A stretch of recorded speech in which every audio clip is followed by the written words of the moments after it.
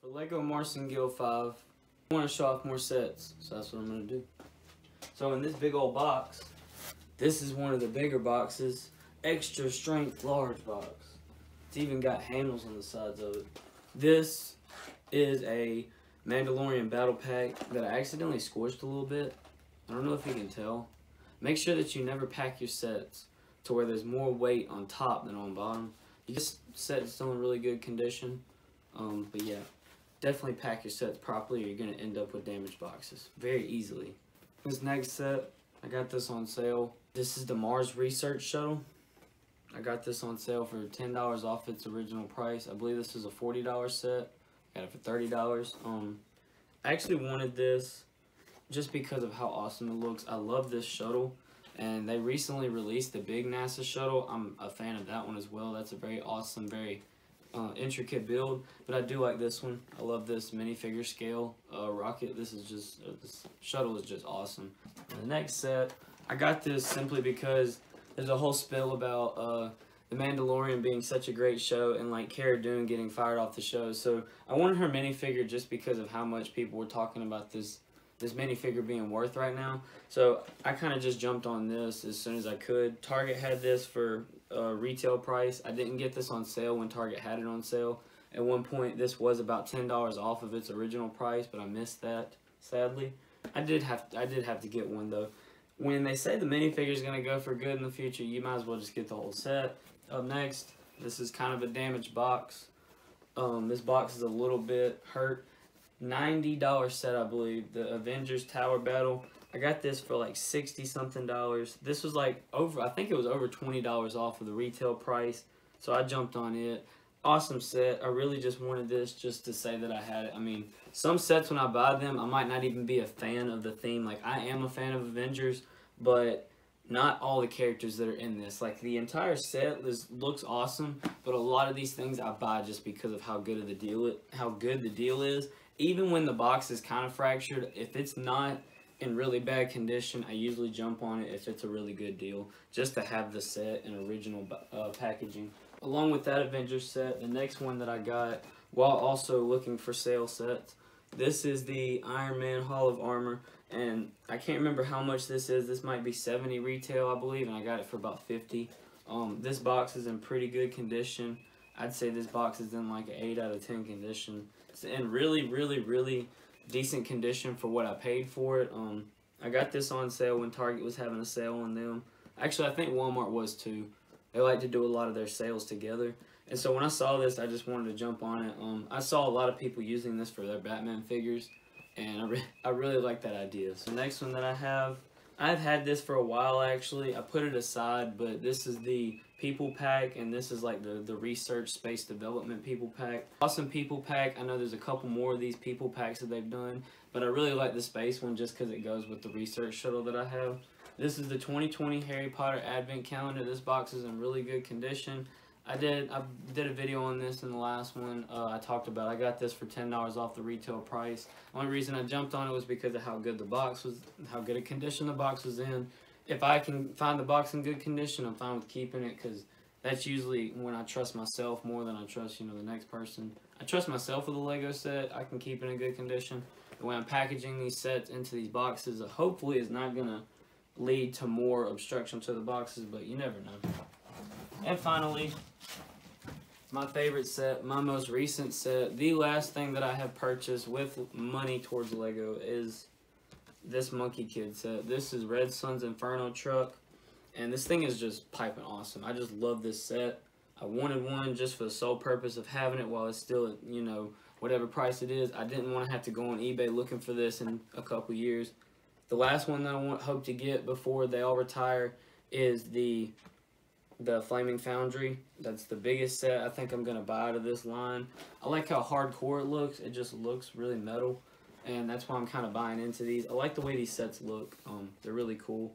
And I love the Monkey Kid theme. I haven't watched too much of the show, but I've watched snippets to kind of understand what it's all about, and I'm seeing that it's really interesting just to see the character lineup that they have for these for this show and for this whole series of Lego sets. To me, it's all about the Lego sets. I think that's the way of Lego selling more of their main thing. Like, this is their product they're selling. It's not just the show.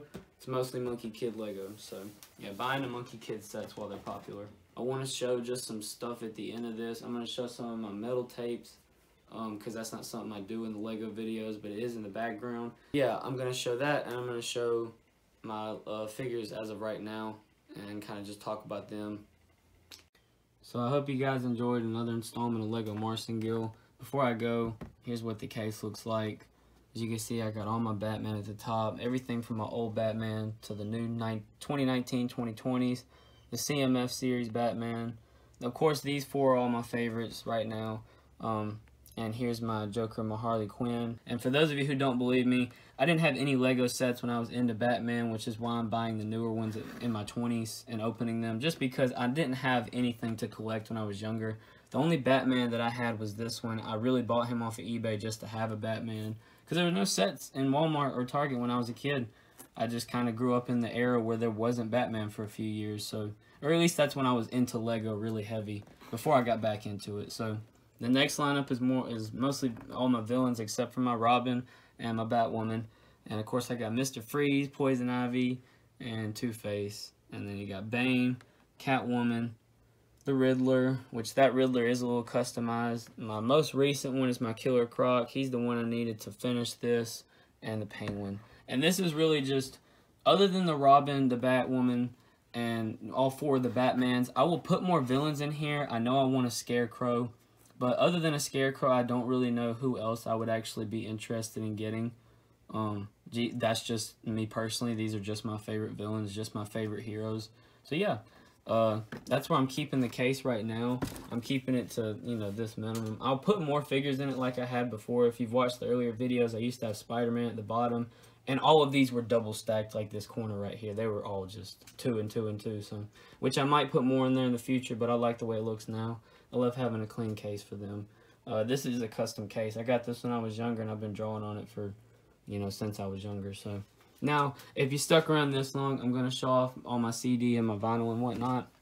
So I just want to show off my music just because this is some of the most hardcore stuff that I've ever listened to. This is the heaviest stuff that I listen to, which is why I want to show it off, which is why I purchased it in pure form. Even though we all listen to music online these days, I like having stuff like this. Okay, so starting with my vinyl, this is a vinyl that I have opened and taped back just for, you know, purposes of it not getting obstructed too much. Hopefully, I want to keep this in good condition. This is going to be part of a collection one day. This is With Blood by Sanction. This is just the all-black vinyl. This is the only one that they had left. They had sold out all the color ones on Days Style before I could get to them. But I really like this one. This is my first vinyl. And I mostly bought this vinyl just for the lyrics and just to have a vinyl for the first time. So yeah, first vinyl that I've ever owned. Now for CDs, I have a couple of CDs that I've had for a while. I have No Hope tattooed on me. This is a very heartfelt album to me. I really grew up on this album, didn't listen to a lot of the lyrics, just felt the music, just felt kind of like the energy of the music that this band created. And so for me, The Color Morale is a very at-home tape, No Hope is a very at-home tape. It hits home whenever I listen to it. Very good music.